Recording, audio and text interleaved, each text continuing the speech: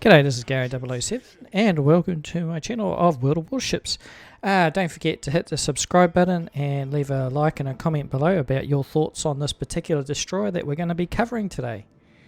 The Tashkent is a Russian Tier 9 destroyer, and I don't know why I never really pushed to, play this particular destroyer. It is, I can't say it's OP because we all have different playstyles, but man, I love the playstyle of this destroyer. It is leaps and bounds better than the Kiev. The Kiev I used to love to death, but over the years it felt like it's been nerfed to the ground. Well, not nerfed, but everything around it has outpaced it, if you know what I mean, at Tier 8. It's very difficult to get the Tier 8 destroyer a real crack with DDs, modern DDs in the game and all the rest of it. So my fear was when I played the Kiev, I never really played a lot of it. My fear was to sort of open another can of worms that would be like the Kiev, if you know what I mean, when it comes to a particular playstyle. Anyway, recently I decided to go and get the Tashkent Tier 9, and how I'm it is awesome. It is the best thing I've ever done in World of Warships. This thing is, it's nuts. And you don't see a lot of them out on the water. I cannot believe my hesitation. Anyway, I put my excitement down for this particular destroyer. So this thing has got, it runs 130mm cannons on it, similar to the Kiev. Rate of fires 12 shots per minute. So the particular hull on this, the upgraded hull, you'll have 21,800 hull points, hit points, which is a lot for a destroyer, a lot. Torpedoes, nothing to write home about. The particular range of these torpedoes are only 8 kilometers, which means they're very situational, so you're not a torpedo boat. The next thing is the increased fire range, which gets you out to about 15 kilometers is what you'll be pushing for. The fire range without any modifications is about 12 kilometers, 12.7 kilometers. So, and propulsion is 42 knots. So let me put it to you this way. This thing is a beast at medium range. This thing is an absolute, it's just an HE spammer. You can burn stuff down. So you got consumable upgrades, which we'll go through and we'll talk about just a little bit later. So the performance of this thing is, like I said, it's lethal with HE shells. You can burn everything down. It's got decent AP pen as well, but I don't really use AP pen. I use it a little bit when I'm in close with other cruisers. It's got huge HP pool, so you can take a few hits with this particular destroyer, and it is fast. It is so fast, and the torpedo reload is actually really, really quick. And with the destroyer, you've got two options. You've got a repair party. Sorry for my voice cracking. And you've got smoke generator. Now, it's completely up to you what you choose. I mean, at the end of the day, it's your playstyle and how you want to play this thing. But I play with a smoke. Do that because I generally like putting down cover for offensive and defensive capability. So I like to put down smoke for my battleships that are backing me up. And also sometimes defensively, I like to sort of lay smoke down. I don't like to sit in smoke, only if I'm get trapped. If it like a CV comes overhead, I'll sit in the smoke, wait for the CV to go away, then I'll take off. But generally I'll lay smoke down and keep moving. I don't really like to sit around too much. Now there are a few cons with this particular destroyer. You're gonna be outspotted by every other destroyer on the planet. This thing will be you will not spot the destroyer first. They will always spot you. So you need to be on your toes at the very start of a match. You need to dive in. You need to dominate the cap. And it doesn't matter. People will see you as a destroyer. They expect you to play that role, and you're gonna be able to fulfill it. But you're just gonna have to be on your toes when the time comes. When you head into a cap circle, you want to be ready to do evasive maneuvers and get ready to turn on your propulsion systems and just boot it and just spam HE. People are going to fire at you. The first thing they're going to see is you, and they're just going to fire at you, the enemy team. And you expect that in all the other DDs. However, in this particular DD, they can see you coming from a mile away. So you do not have the camouflage range like every other destroyer on the battlefield. So get ready to bolt.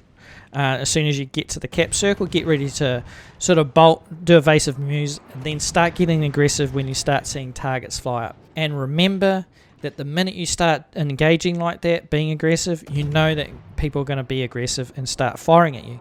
And that's good, because the more targets you get firing at you, the more opportunities you give for your team, like your cruisers and your battleships, to start laying down the heavy fire on the other battleships. Now, because you've got such speed, you're pulling 42 knots without that propulsion system engaged, because that is a consumable that just boosts you really quickly. Because you're so fast, you're able to outmaneuver a lot of incoming fire.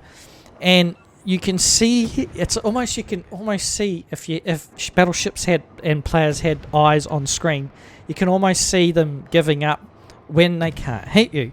Now, there are players out there that it doesn't matter if you turn left, you turn right, you stop, you slow down, you put smoke on. There are players out there that have just got that ability to just drop bombs on you, and it just doesn't matter where you go. They've got your number. So then you've got to be very passive in your gameplay when you start coming across players that are really good and have their eye in. But a majority of the players don't have their eye in on you, and so you're able to be really aggressive with this particular destroyer. Now, this destroyer, I suggest that you push caps, but know that when you do that in the beginning, don't try and cap. If the opportunity is not there to cap, the opportunity is to flush out targets. Don't have crossfire on you so that you can angle your way out of particular situations. Always be situational aware, and that goes for anything that you play, but on a destroyer, make sure that your situational awareness is at a peak. Have a mother can when you play this particular destroyer. Have an energy drink. You got to be awake when you play a destroyer like this, because your adrenaline's going to be pumping, and you need that awareness to really pull off some ballsy moves. So generally in the main slot, the armament slot, the armor modification 1 is generally what I run on this. Slot number 2, engine room protection.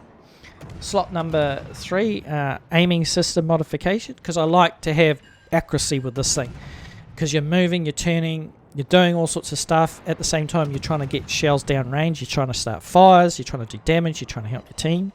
Steering gears modification, yes, and yes. This thing, even though it's fast, it doesn't have great turning radius, so this greatly improves it. And that range, when you're throwing shells down range, you're even harder to hit. Steering modification slot 5. Well, concealment on this ship is awful. Don't try and improve it. You can try and improve it, but you're really doing yourself a disservice. Make sure that you get steering gears modification instead of concealment, because you need that. You need to be as evasive as possible on the battlefield. And slot number 6. Sometimes I leave this open, but on this particular one, we'll go with the standard build out of main battery modification, because you rely on your battery, you rely on your gun so much, because this is basically a gunboat, but it's not a knife fighter when it comes to destroying other DDs. It is very difficult to destroy other DDs in this particular ship. Not impossible. I do destroy destroyers. I do go after them because they are the greatest threat. However, I do recognise the limitations of this particular destroyer. Is best suited taking on cruisers. Believe it or not, taking on cruisers and taking on battleships. This thing is just a beast. Absolute beast. I cannot speak more highly of it. Consumables, damage control party. Again, slot number 2 can be your own discretion. You can take the smoke generator or the repair party. I just generally run the smoke generator. It's just one of those things. The thing about this shit, right, and all the captain skill points you can sort of go into. I generally go for preventive maintenance. 30% reduces the modules being incapacitated. Also, I like incoming fire alert. I sort of like to take all the ones priority targeting, see how many people are targeting you. And also Last Stand was also a great one. I also like to take Main Battery AA Specialist and also Main Battery AA Specialist on rank 4. And anything that's going to help you move about on the battlefields keeps you mobile, so make sure your modules don't get incapacitated. Nothing like getting your steering gears knocked out and you're just a dead lame duck in the water. You want to be able to keep moving. So all destroyers generally should be taking everything they can do to keep mobile, and also it is very important to know when people are looking at you and they have targeted you, so you can take evasive maneuvers. But yeah, that is the Tashkent. It is an absolute beast. If you're sitting at the Kiev and you're wondering whether I should get the Tier 9 Russian destroyer, do it. Don't be like me and muck around, just do it. But anyway, thank you for listening to Knucklehead Like Me, and I will see you out on the water. Okay then, bye.